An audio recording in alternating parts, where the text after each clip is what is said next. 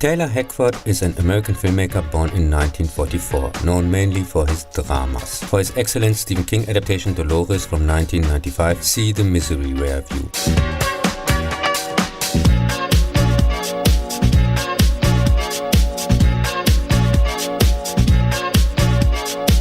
He shot and produced in the 80s, besides some documentaries and music videos, also in 2005 the pilot of the TV series E-Ring. His first directorial work, the 30-minute short Teenage Father from 1978, got an Oscar. The extremely interesting pseudo-documentary follows a 17-year-old teenager and his girlfriend in the last months of her pregnancy.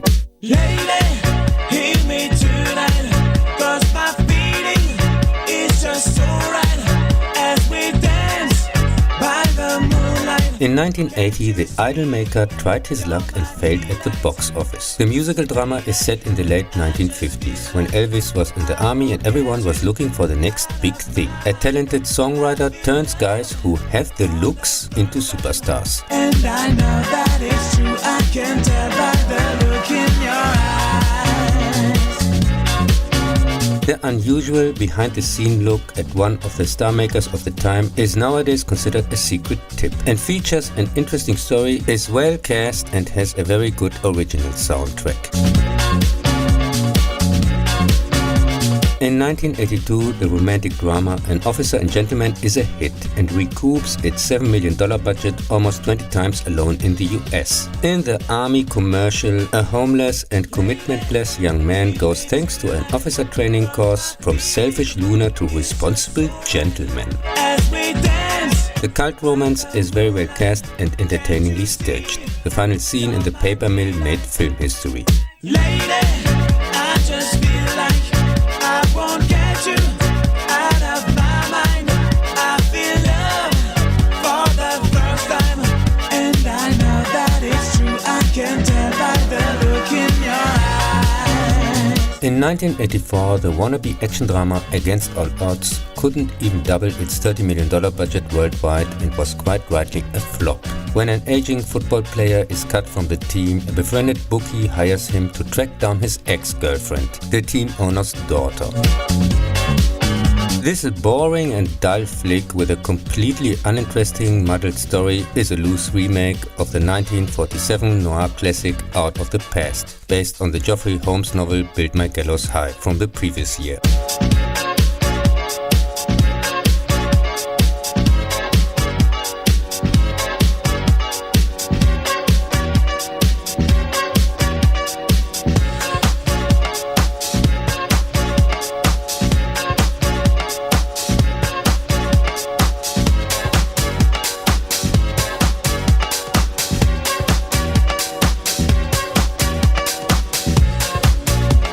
1985 sees the release of White Nights. In the propaganda flick, a former Russian ballet dancer flees the Soviet Union again after an involuntarily emergency landing of his flight.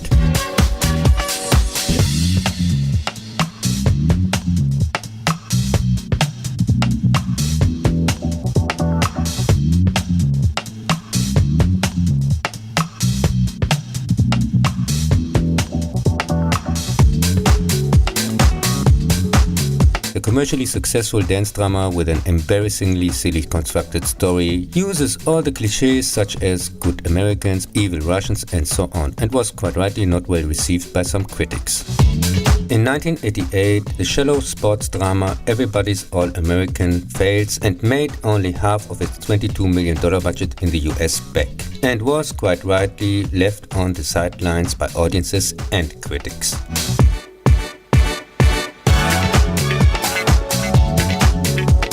The well-cast fictional story about a 1950s ex-college football star who doesn't know what to do when his playing days are over is based on the same-named 1981 Frank Deford novel. I just want to tell you all the things you are and all the things you mean to me. When I find myself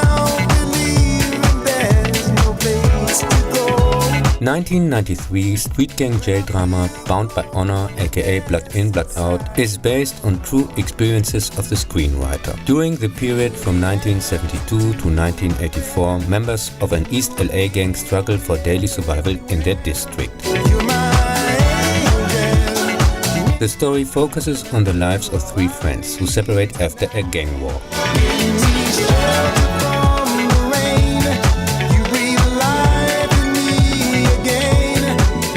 One of them tries to be an artist but fails in life because of his drug addiction.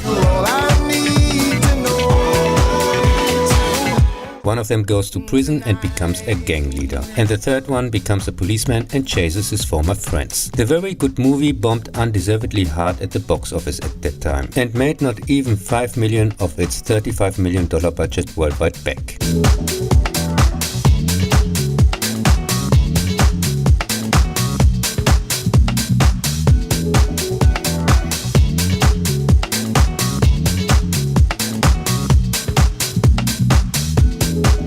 But over the years, mainly for the extremely exciting prison scenes, it became an insider's tip and has developed a well-deserved cult status. In 1997, The Devil's Advocate is about the young lawyer Kevin, who falls for the lure of a well-paid job in a large law firm, whose boss John Milton turns out to be the devil himself, brilliantly portrayed by Al Pacino. The excellent mystery thriller is based on Andrew Niederman's same-named novel from 1990 and made its $57 million budget nearly 3 times worldwide back. The movie and the much weaker book, a prequel, Judgment Day, by the same author, was published in 2000 and is about John Milton's rise to the head of the law firm, are extremely different from each other. Only in the movie Kevin is Milton's son, and only at the end of the book he kills the devil and goes to jail for life.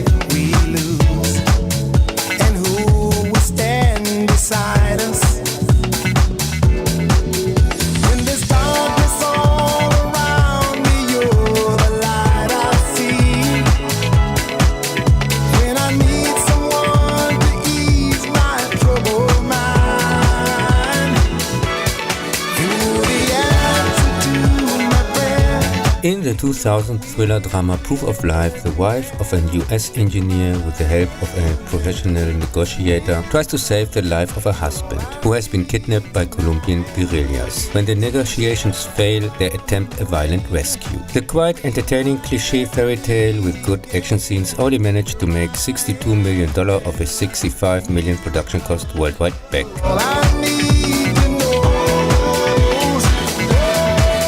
In 2004, the drama Ray is a biopic about soul legend Ray Charles. It deals with his childhood, his blindness, the beginning of his musical career in 1947, and ends shortly after his rehab at the end of the 1970s. Although the movie takes some liberties with the real-life events, Ray is the most interesting biography I know. Very well cast, entertainingly staged with an excellent soundtrack. Ray quite rightly won several awards, could more than triple its $40 million budget worldwide back, and was a success with audiences and critics.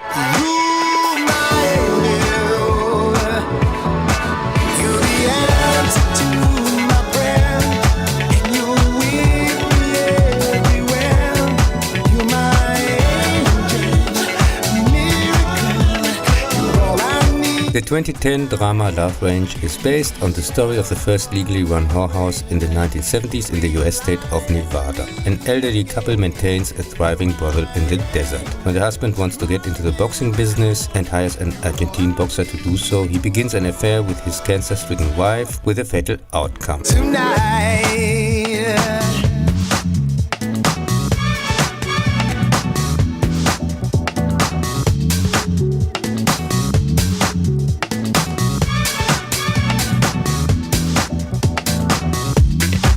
The unwatchable, embarrassing junk with star cast couldn't even make one of its $25 million budget back and was quite rightly knocked out by most of the critics. In 2013, professional criminal Parker is betrayed and nearly killed by his fellow crooks. He seeks revenge, aided by a beautiful woman who falls in love with him. This mediocre action thriller with a completely uninteresting, muddled story grossed just $46 million worldwide at a budget of $35 million, and quite rightly received mixed to negative reviews. The movie is based on the 2000 novel Flashfire by Donald E. Westlake, who wrote between 1962 and 2008 25 novels about the professional criminal Parker under the pseudonym Richard Stark. The character is also the template for Porter in Payback from 1999, the remake of the 1967 John Borman classic Point Blank, based on the first Parker novel The Hunter.